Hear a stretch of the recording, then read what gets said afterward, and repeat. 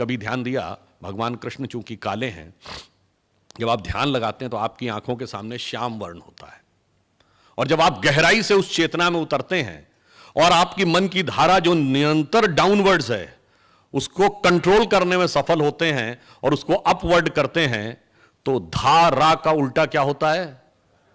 बस यही राधा कृष्ण का संगम है।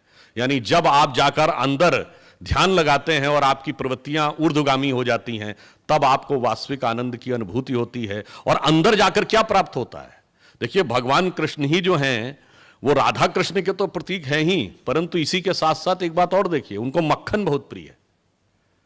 वो हंडिया में से मक्खन खाते हैं और उसको तोड़ के खाते हैं, मिट्टी की हांडी को, और फिर वो निष्काम कर्म के प्रतीक भी बनते हैं।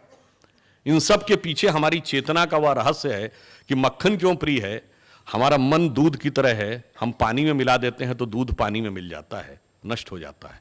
परंतु यदि इस दूध को स्थिर कर लें, वो दही बनता है, दही को मथ लें तो मक्खन बनता है, मक्खन को पानी में डालिए तो वो मिलता नहीं है। तो निष्काम कर्म व्यक्ति संसार में आकर तभी कर सकता है जब अपनी चेतना को स्थिर कर कर मथ कर उसमें से नवनीत निकालने में सफल हो जाए। इसलिए भगवान कृष्ण निष्काम कर्म के प्रतीक हैं। और इतना ही नहीं, अगर आप ये देखें, अब कभी कभी बहुत से प्रश्न उठते हैं ना कि भगवान कृष्ण की इतने हजार गोपिकाएं थीं, तो इतने एक बार मैं बचपन में कॉलेज में था तो हमारी एक डिबेट थी जिसका टॉपिक था कि Indian culture will self demarcates between man and women. तो इसके पक्ष में बोलने में तो बहुत मिल जाएंगे, अगेंस्ट में बोलना बड़ा मुश्किल था। तो उसमें एक रिबटलिंग पैनल भी था, यानी आपको खाली डिबेट करके चले नहीं आना है, प्रश्नोत्तर भी होंगे। तो प्रश्नोत्तर करने वाली एक महिला थी, उन्होंने प्रश्न किया कि what you have to say about the more than 10,000 wifes of Bhagwan Krishna. मैंने कहा no, he was not having 10,000, he was having 16,108। तो उन्होंने कहा yes yes whatever the figure is, but what is the answer? मैंने कहा the answer lies in the figure.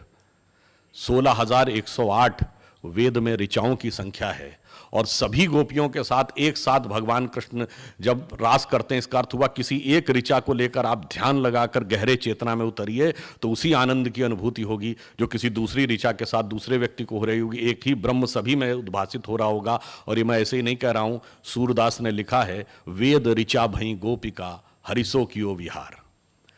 ये मैंने इसलिए कहने का प्रयास किया कि हमारे स्व के तत्व में इतनी गहराई है कि कई बार हमें उसकी व्याख्या नहीं पता होती, और इस कारण से हम भ्रमित हो जाते हैं, हम विचलित हो जाते हैं और हम दूसरी चीजों की तरफ डाइवर्ट होते हुए चले जाते हैं।